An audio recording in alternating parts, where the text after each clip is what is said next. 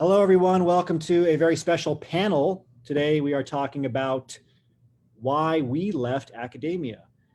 We've seen patterns over and over again with all of the PhDs that we've worked with in the Cheeky Scientist Association or other advanced programs of, what's that final straw? What's that trigger that gets people to finally say, enough is enough. I'm going to take my career into my own hands. I'm going to take my job search seriously. And it's different for everybody. Some people, it's a really bad experience with an advisor. Some people, it's getting isolated in some way in academia and feeling like they have no option. So they make an option for themselves. Other people, it could be something more traumatic. It could be abuse. It could be fear of having to leave the country. And for others, they could have a great advisor, a great experience, but the work isn't fulfilling anymore. What we see in general, though, is that as PhDs, we have a high tolerance, for lack of a better word, for pain. We have a very high tolerance for pain. We like challenge. So if things get hard at first, if they're challenging, it's difficult, it's like, yes, this is right. This is what I expected. It's supposed to be hard is what we think. So if we're underpaid, even if we start working for free, if our PI is not nice to us, if we don't have support, on and on, we think, okay, this is just part of the process. It's supposed to be challenging, etc. And we stay in that moderate pain forever. I would say, for the general population, it's actually extreme pain, but for our personal threshold, it's just moderate pain. And it's not until that moderate pain goes up to intense pain on an individual level that we finally say, never again, enough is enough, something's changing now. So what I wanted to ask everybody here is, what was that moment for you? For me, things were getting progressively bad for a long time in terms of a lot of things stacking. And sometimes things will stack, right? And that's why we talk about the final straw here. What's that final thing that stacked that made everything break apart and made you change directions? For me, I ended up having a stress-induced kidney condition in graduate school just from the stress. And I didn't know what was going on. And I thought this was very unique. I've talked to a lot of PhDs, and they've had all kinds of wonky things happen to their health because of the stress. You get so isolated and it's so intense and you have no support or outlet. You can't externalize anything. I went for help to different departments, etc. My PI, it was after the 2008 financial crisis. So my PI and our relationship had really started to deteriorate. There wasn't a lot of support. To be fair, he was under a lot of pressure. So that became worse and worse and worse. He was yelling at different people in the lab. He had already forced out one postdoc. He forced out a graduate student who had to go back to their country. The technician we worked with, left his office multiple times crying, and I saw the writing on the wall, and I knew I was next. And the intensity of, I think, my PI's frustration was just taken out on others. And again, it was a very tough time, to be fair. But I remember that, I guess the tipping point for me was I got yelled at, like, very intensely, like grabbed my arm and yelled at me in the lab and basically said, I'm going to destroy your career, right? I'm going to write a letter to your department and make sure that you can't graduate, on and on and on. And then actually took steps to do this, took steps to take away a first author paper, which I didn't think was possible. But worked hard. I had to have meetings with my department and talk about it. I mean, seriously it was already published too, tried to take away that first authorship so it couldn't be used to have me graduate. And that was just one thing of many things. But that was the final straw for me. And I said, you know what, if academia doesn't have a support system for people going through this, if I was struggling to even see after reaching that level, I guess, in terms of education, struggling to see any other options, something's not right. And I have to go figure this out for myself. So that's what it was for me. I want to ask our panel what it was for them. Alejandra, I'm going to turn to you first. Thanks, Isaiah. For me, it was, I really didn't want to spend another day at the bench. It came to a point where I would go, I would arrive at the lab, and I would rather read a paper, analyze data, correct if somebody had a poster presentation, I would rather look at their poster than to actually face my experiments. And it got really, really bad. And since you're talking about that breaking point, actually, I remember the breaking point as being One day I got offered a postdoc in another lab with a PI I knew was very supported, which I didn't have at my lab.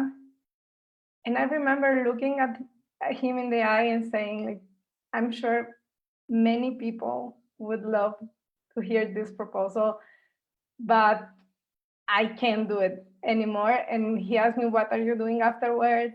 And I say, I don't know, but I need that fear. If I take this postdoc as something that I am going to do to transition, I'll just keep in this safe place, in this safe paycheck. And it was actually, it wasn't even underpaid for what it was. The life standard in Brazil was a very good salary, but I just couldn't do it anymore. Like no matter what, and that's something also that fired my decision to go into science communication. I just didn't want to see a bench type everything. I become allergic to all that. And I really felt that all of those transferable skills that I was realizing I had, I could apply to something besides just doing experiments that weren't fulfilling in any way anymore.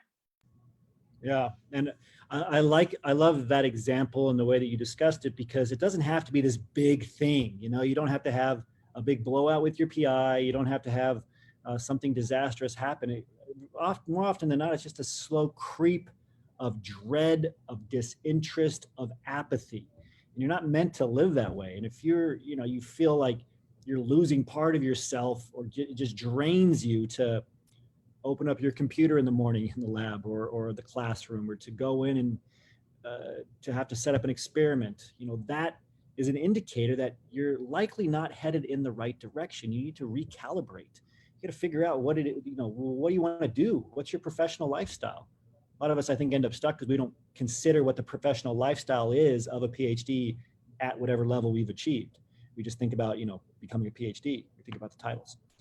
Elliot, same question to you. What was that final straw? When was the moment, if you could pinpoint at least one thing where the stacking made everything fall over? Yeah, that's a good way of saying it. Is I think my set was more of, I guess you say that that's what finally broke, the straw that finally broke that. Because unlike Alejandra, I didn't mind doing the bench work. I enjoyed it. I liked doing that, but I'd had a lot of other little issues as well, like having an argument with my PI about a paper at one point because I just couldn't get him to read it and review it, and I needed it to graduate. And I think some of it was just seeing the I guess sort of the dread in so many other postdocs in the center I was at, how they had just sort of like gotten to this point of like apathy where they were just like, I just have to do this a little bit longer.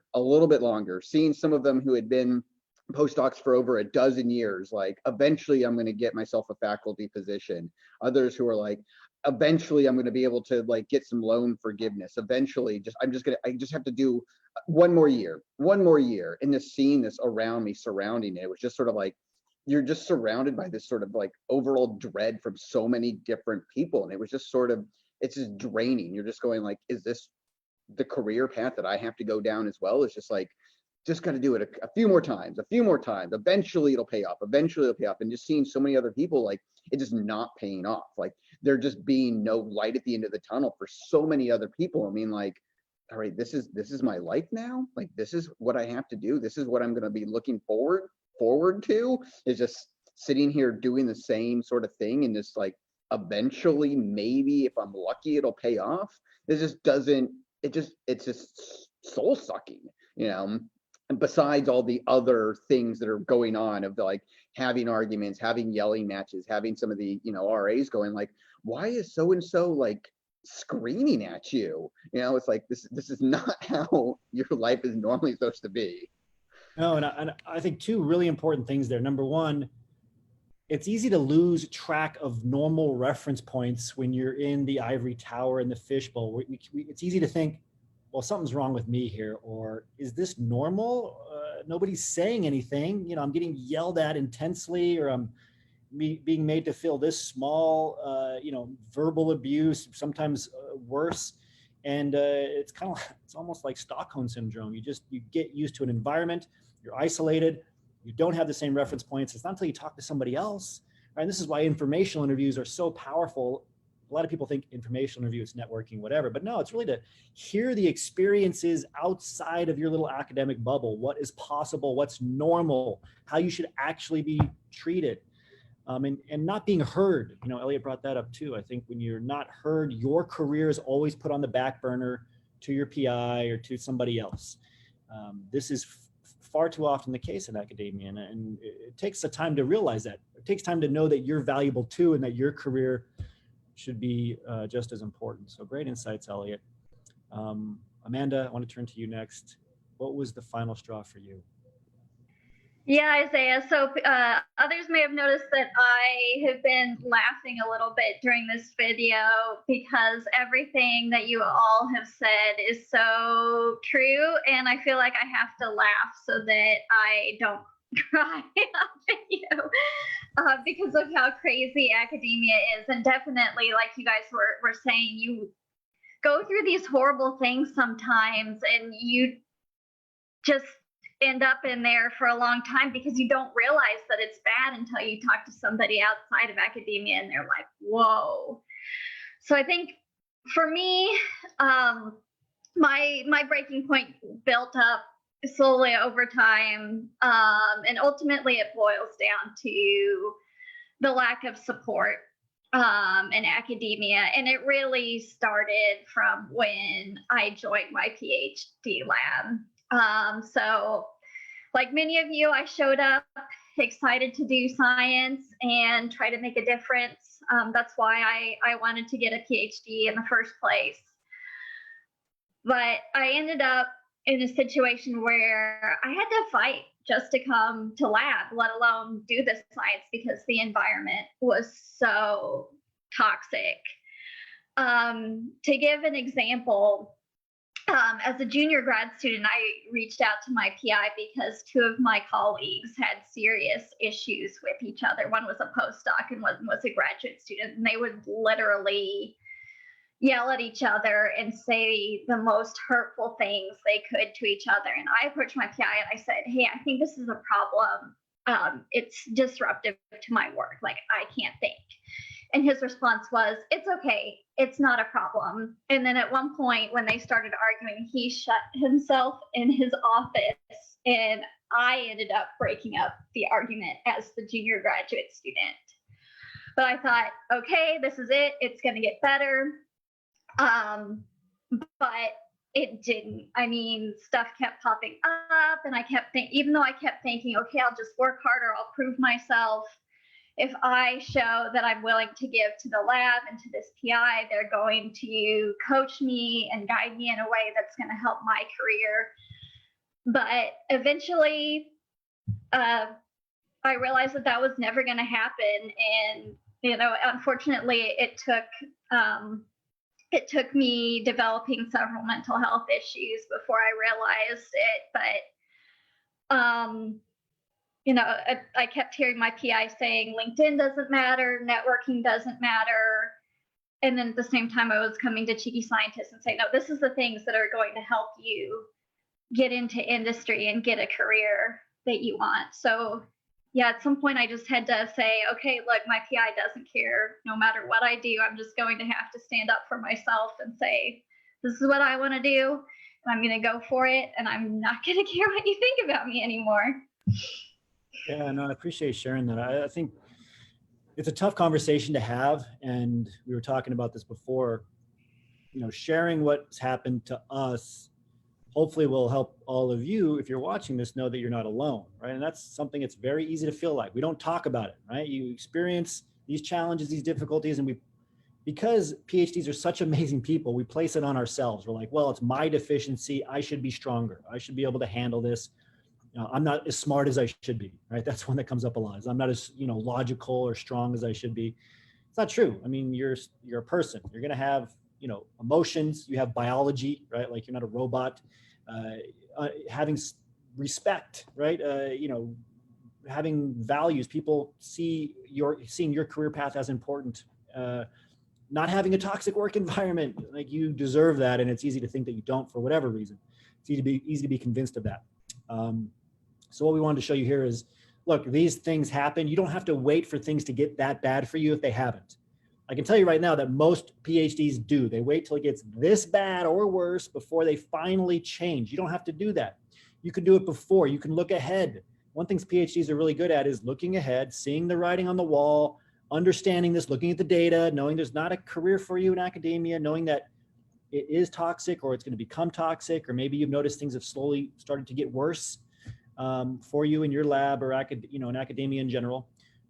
Do something about it now before it gets real bad. Think ahead, prepare, take action, and don't be afraid to speak up. Don't be afraid to share, right? Just sharing here with each other. I mean, I think we're closer now because we've talked about this. And as I learn more about our panelists here, of course, and then any other PhD, it shows that camaraderie. We've all been through something very difficult, but there are certain things that you should not accept, and you do not have to wait till that final straw moment. You can take action now. There are resources available for you. If you have questions on this, please let us know below in the comments section. Thanks to our panelists for sharing so openly. Really appreciate it. As always, remember your value as a PhD and start thinking and acting like a successful industry professional. Thanks all.